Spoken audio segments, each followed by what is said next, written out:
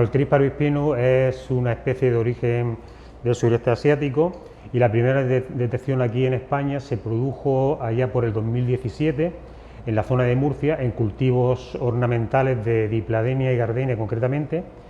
y lo primero que se detectó fueron unos daños diferentes a los que estábamos acostumbrados o los que producía la especie predominante, que es Franklinia occidentalis, y sobre todo se vio que de cara a verano no cambiaba de color, permanecía oscuro. Entonces, a partir de ahí lo que se hizo es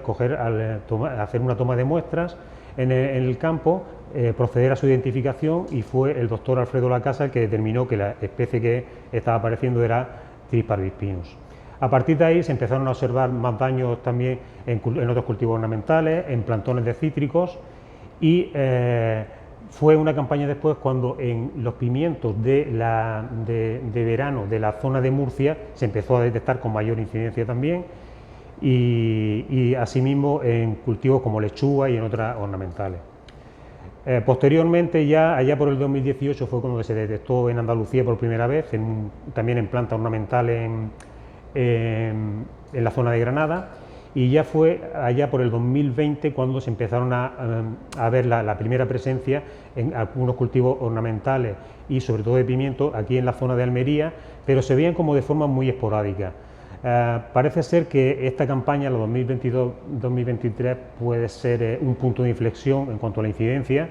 ya que se está observando en un mayor número de parcelas, con más frecuencia, y los daños están siendo un poco más agresivos de lo habitual. Bueno, hablando de cultivo de pimiento, los síntomas iniciales se pueden confundir con los daños que causa un ataque de araña blanca en el cultivo, ya que producen una detección de crecimiento, las hojas se observan como filiformes, también se observan como curvadas o rizadas, en este caso hacia arriba, en el caso de la araña blanca es hacia abajo, pero el aspecto general en definitiva es muy parecido y también puede causar aborto floral. Pero de forma general, tanto en cultivo de pimiento como en otros como podría ser ornamentales, el daño es muy similar y consistiría en un daño inicialmente de alimentación de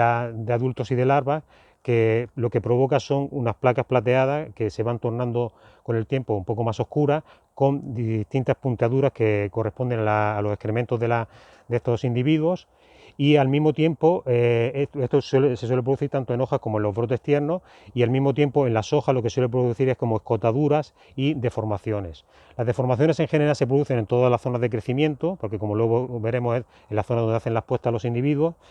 y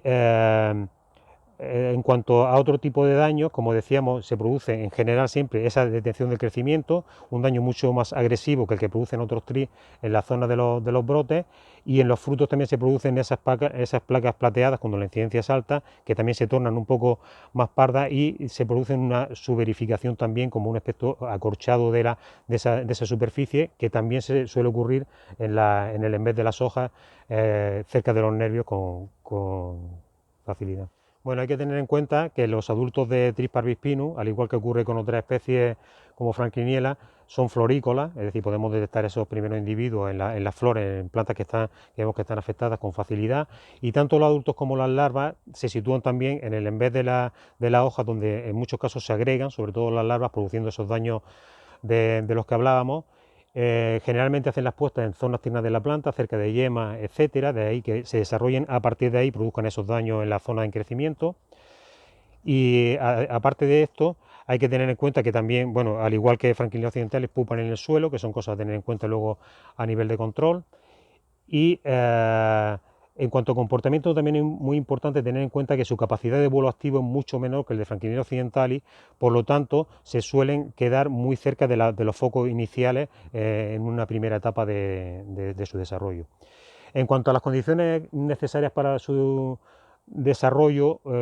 con la experiencia que tenemos, sobre todo desde que empezó a aparecer en la zona de Murcia, en pimiento, también sabemos que empiezan a subir las poblaciones a partir de abril, a partir de junio ya se incrementan más hasta un máximo en octubre, en septiembre, octubre aproximadamente,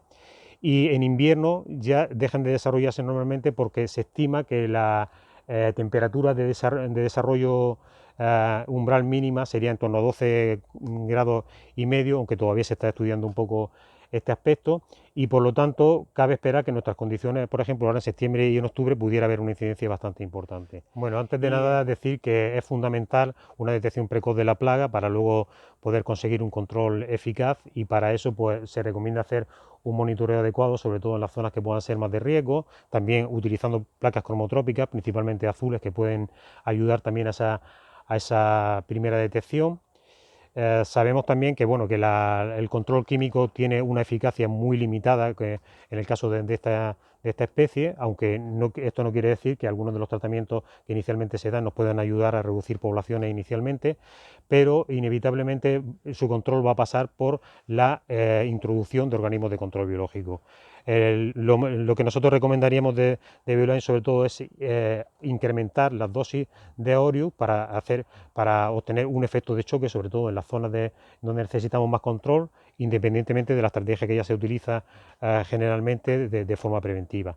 La diferencia es que también, incluso antes de que empiece a aparecer la floración, se puede utilizar con ese efecto de choque a dosis alta, suelta inundativa,